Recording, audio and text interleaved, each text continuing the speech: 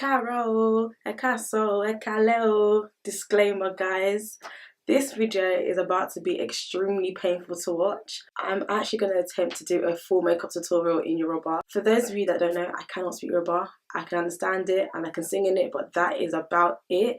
So this is about to be a pure banter video. Please go easy on me and excuse this nonsense supposed to be called hair on my head. It's just, it needs to be washed, yeah. So from now on, no more English. I'm going to try my best to speak Yoruba for the whole video. So yeah, if you guys want to see me make a fool of myself, then keep on watching and I hope you enjoy this video. Okay, so mo ma bẹ̀rẹ̀ pẹ̀lú irú ojú mi and mo ma lo eyeshadow méjì fún bíbí báyìí. Ìkan tí mo lò ní eyeshadow láti Anastasia, Beverly Hills àti Makeup Geek. Mo máa fi orúkọ wọn sínú description box nísàlẹ̀. Woo!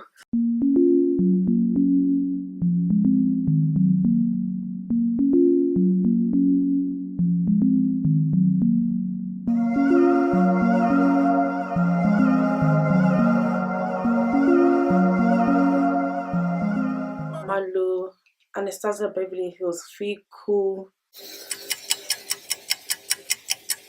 You know the rest.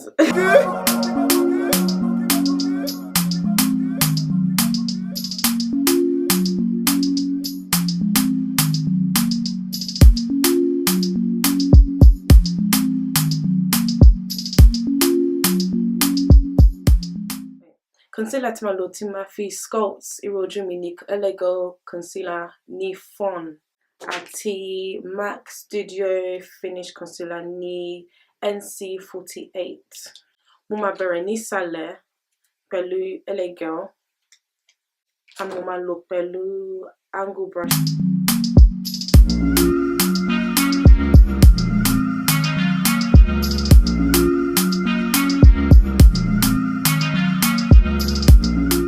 Fún òkè irú ojú mi máa lò MAC concealer yìí pẹ̀lú same brush here.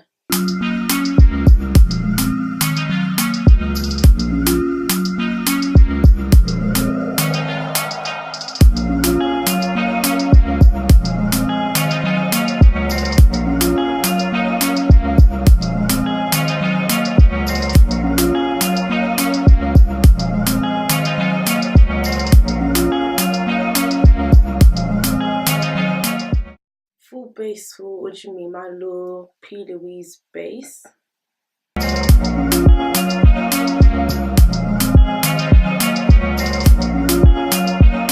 Eyeshadow tí màá ṣe lónìí ó wà very simple.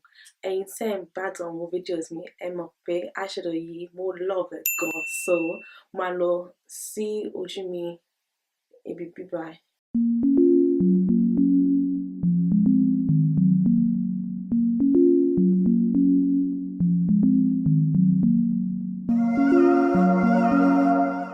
Brush tí mo lò ní Morphe M441. Nísìnyí máa lo Juvia. Wow. Nísìnyí máa lo Juvia's Place Sahara Blush Palette 1. Shade tí máa lò ní Toby. Brush tí máa lò pẹ̀lú Toby ní Morphe M514.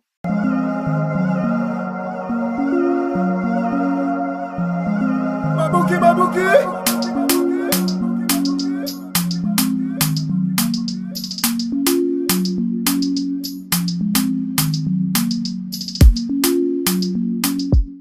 Fún ibi bíbá máa fi base yẹn sí ìsàlẹ̀, then máa fi eyeshadow àbí sórí ẹ̀ kó jẹ́ kó wow.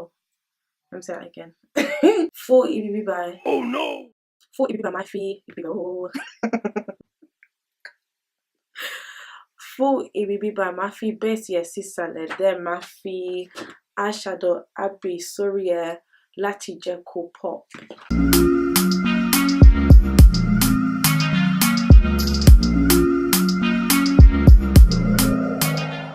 To blend them, I lo Anastasia brush yìí.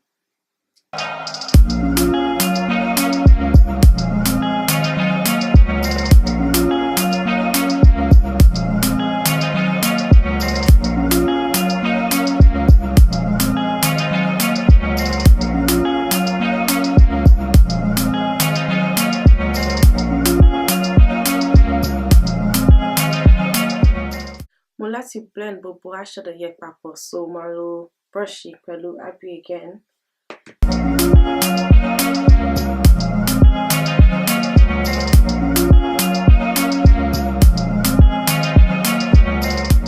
Mo máa padà lo Toby pẹ̀lú brush yẹn tí mo lò lẹ́ẹ̀kan.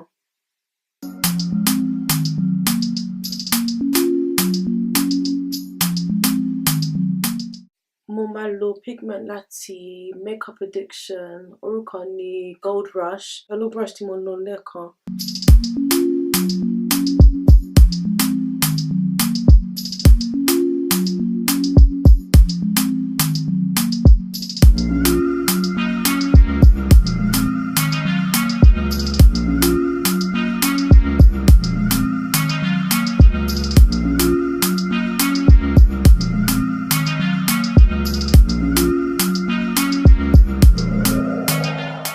Láti ṣe ìsàlẹ̀ ojú mi, máa fi concealer tí mo lò lẹ́ẹ̀kan pẹ̀lú eyeshadow Toby àti Abby àti brush tó kéré.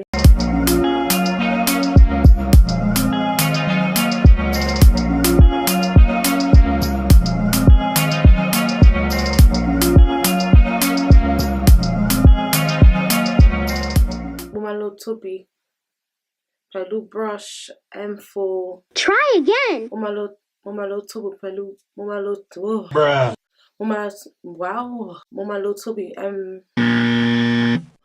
lo Toby pẹ̀lú brush M514.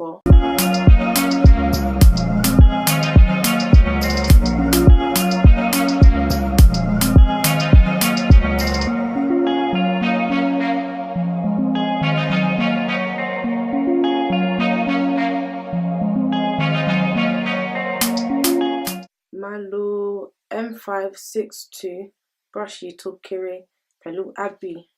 Máa fi sí ìsàlẹ̀ ojú mi.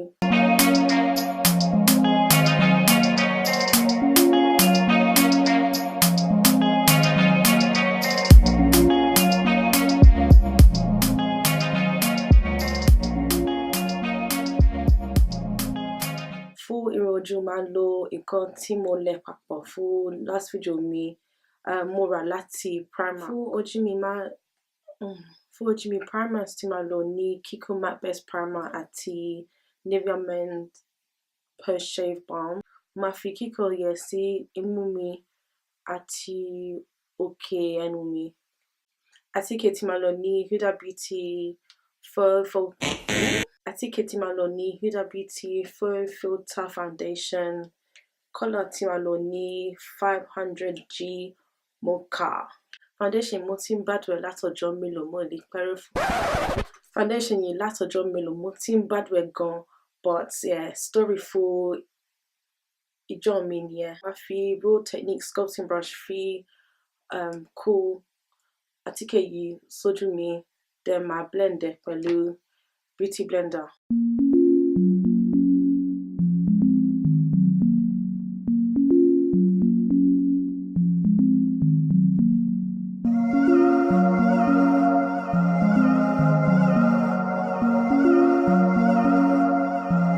Ó jẹ́ kí ojú mi kó dàbí orange, but mo máa tún ṣe pẹ̀lú concealer. Okay, nísìnyí mo fẹ́ kí àwọn nǹkan ojú mi kó máa jáde, so wow. What am I trying to say? Nísìnyí mo fẹ́ highlight láti jẹ́ kí ibi ojú mi. Nísìnyí mo fẹ́ highlight láti jẹ́ kí ibi kan ní ojú mi kó jáde, kó wá. Try again. Nísìnyí mo fẹ́ highlight láti jẹ́ kí àwọn ibi kan kó jáde, kó tọ̀nà, kó sún síwájú. Yeah, you got it. So máa fi concealer yẹn sí abẹ́ ojú mi, òkè ẹnu mi, ibi bíbá àti orí mi níbi bíbá. Brush tí mo lò tí máa fi blend ẹ̀ papọ̀ ní mo fi M441. Mabuki.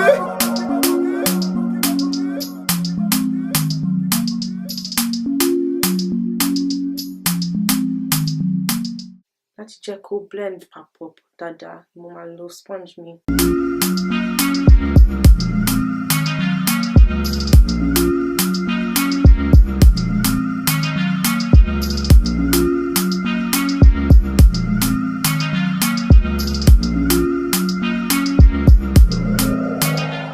Mo fẹ́ kí imú mi kó dàbí àwọn ti Britiko àbí àwọn ti Russia àbí àwọn ti France, so máa fi concealer yẹn sí imú mi.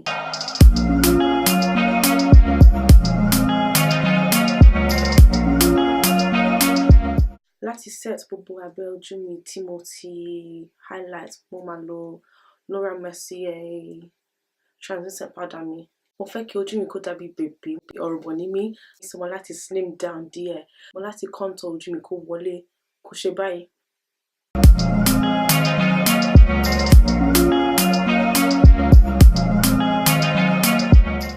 Mo lo black opal suede Mocha láti contour.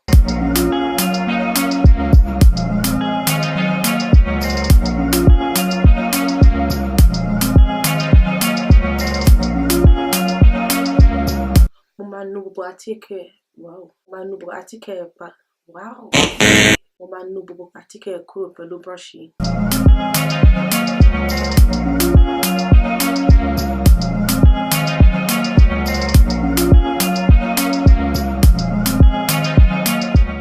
Ojú mi ti funfun ju fún tèmi, so máa lo powder sórí àwọn funfun areas. Oh my gosh. Mo fẹ́ kí ojú mi kó tẹ̀ wọ́n lóhùn dáadáa, so máa lo Inglot sculpting powder.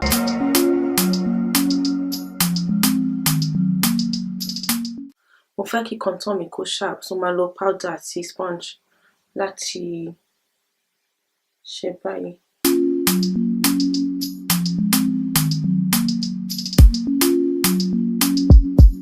Mo máa lo powder yìí kí n fi contour imú mi.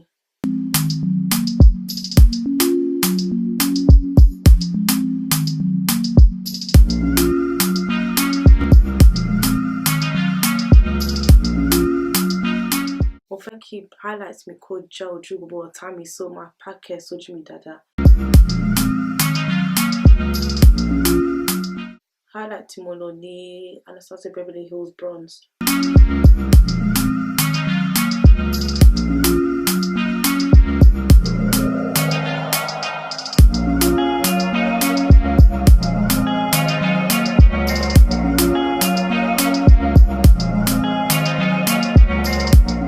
Àwọn hairstyles mi ti fọ́ pẹ̀lú highlight, man. Damn, girl. Okay. Mo ṣe lips mi pẹ̀lú Colourpop Pillow. Mo ti change liner mi sí MAC bittersweet because pitch ti dúdú jù.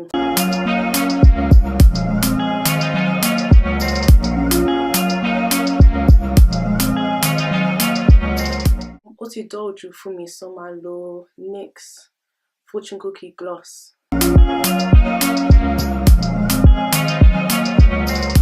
Mo ti ṣe tán pẹ̀lú ojú mi, so ṣé like àbí ẹ ò like? Tí ẹ bá like ojú tí mo ṣe lónìí, then ẹ fún ní like, ẹ share pẹ̀lú àwọn ọ̀rẹ́ yìí, àwọn aunty yìí, àwọn mommy, àwọn cousins yìí, àwọn daddy yìí, àti kẹ́ comment sísàlẹ̀ pẹ̀lú feedback. Thank you guys for watching. I hope I've done this video some kind of justice with my terrible Yoruba. But if you guys enjoyed this video, then let me know. It was literally painful to be doing this video because I was just struggling. But I hope those of you that do understand Yoruba could understand what I was saying. Those of you that don't, I hope that you could follow the tutorial anyways. But yeah, thank you guys so much for watching, and I'll see you in my next video. Stay tuned for the slow-mos. Bye!